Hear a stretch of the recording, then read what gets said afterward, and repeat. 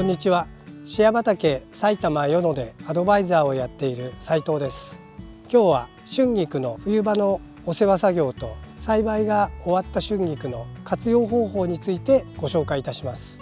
皆さんが秋から栽培している春菊は間もなく春菊の収穫が終わる時期になってきます。剪定しながら収穫していきますと、徐々に新しい脇芽が伸びなくなり、葉や株全体が弱々しくなり、収穫ができなくなってきます。こういったタイミングで一定の暖かさに合いますと、とう立ちをして春菊が花を咲かせます。こうなりますと春菊が生殖成長に入りますので、味も落ちますし、茎が硬くなり、あまり美味しくなくなってきます。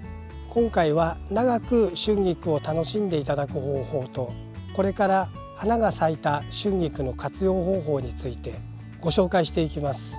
最後に質問にもお答えします。ぜひご覧ください。じゃあ行ってみましょ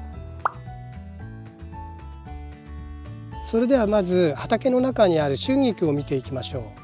このように1月になりますと、昨年末ぐらいの勢いがなくなってきて、脇芽の出も悪くなってきます。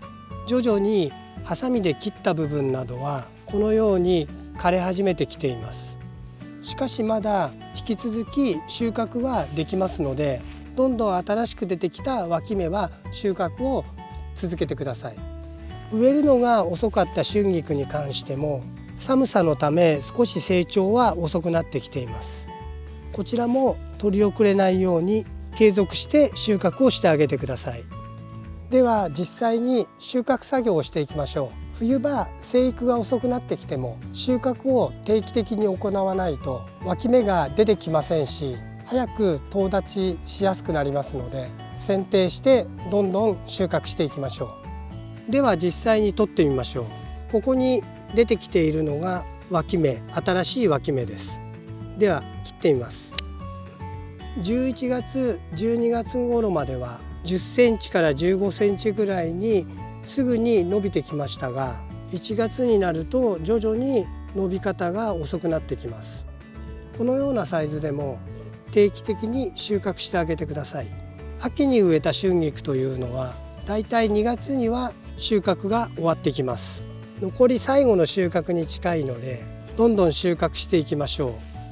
スーパーなどで売っている春菊とイメージが違うと思いますが、新芽のため柔らかく、冬なので甘みも強くなっています。この冬に採れる春菊もぜひ味わってみてください。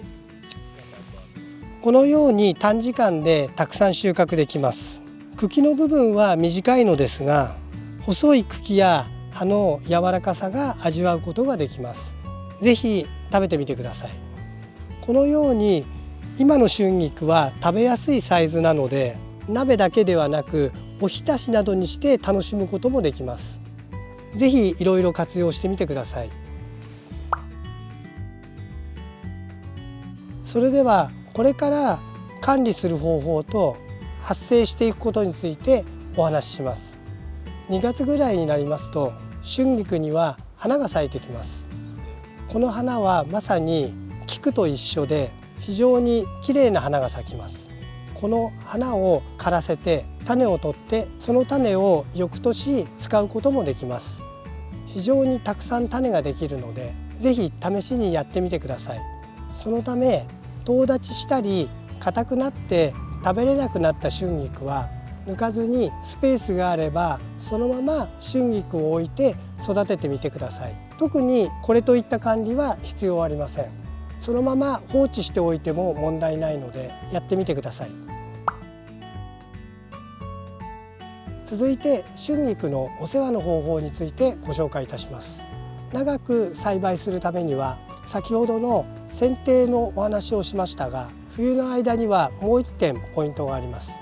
2月ぐらいになりますとアブラムシが発生することがあります。春菊はあまりアブラムシは出ないのですが、2月ぐらいになりますと青々としたアブラムシの餌になる野菜が少ないことと、春菊自体も抵抗力を失ってくるので、アブラムシの被害に遭いやすくなります。対策を行えば長く収穫できますので、この点もやってみてください。それではチェックする方法をご紹介いたします。それでは春菊のアブラムシをどう探すか確認していきましょう。これだけ茂っている春菊から小さいアブラムシを探すのは大変です。アブラムシが発生してそのコロニーができやすいところを確認します。まずは脇芽や花芽のできる株の先端を確認していきましょう。暖かいとこのようなところに発生している可能性があります。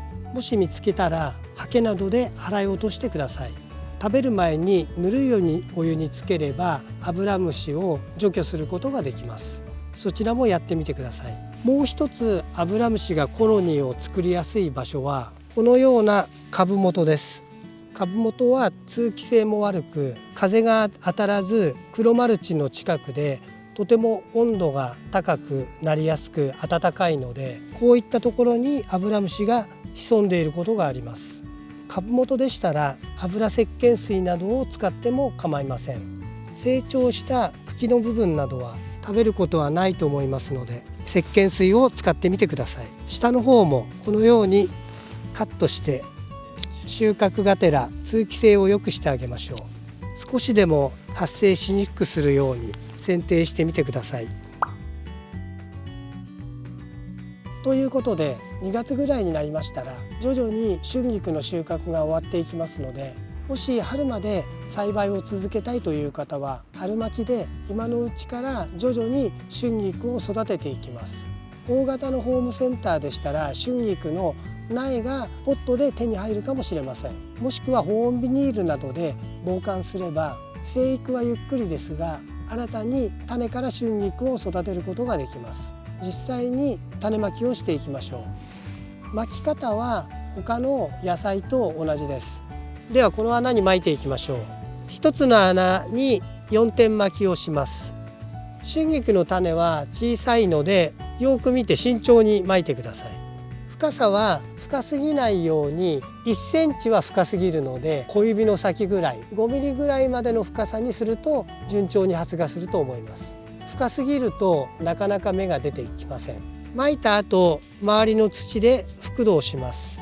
種がしっかり隠れるように覆土をします。続いて種が周りの土と密着するように上から鎮圧をかけます。思っている以上にしっかり鎮圧をしてください。種が土と密着することで土からの水分が種に吸収されますので、この作業をしっかりやることで発芽が良くなります。この程度の湿り気の土ですとそれほど水分は必要ありませんが、発芽させるために種が適度な水を吸収するために水を少しあげておきます。この土の状態ですとこの程度の水の量で十分だと思います。水を多く与えすぎないように注意してください。ということで春菊を春まで育てたい方は春菊の剪定とアブラムシの対策、または新しく種まきをする、ぜひこれを試して美味しい春菊を作ってください。とう立ちして花が咲いたら捨てずに種取りをして次の秋の栽培にぜひその種を使ってみてください。それではコメントにご返信していきます。こちらのハムシが発生し大根を植え替える動画にコメントをいただきました。ハムシの幼虫が土の中にいるのであれば目視点検の植え替えだけでは次の作物で同じような結果にならないでしょうかというコメントをいただきました。植え替えだけでは次の作物でハムシの被害が再度起きる可能性があります。もしも昨年の野菜でハムシの被害が多かったならばそれらのハムシの卵や幼虫が土壌中に潜んでいる可能性が高いので、ぜひ缶起こしを積極的にしてみてください。寒さで害虫や卵をその密度を減らすことができますので、今年の栽培に持ち越さないようにやっていきましょう。今日は春菊の栽培についてその活用方法などをご紹介いたしました。この動画が面白かった方はチャンネル登録と高評価をお願いします。それではまた。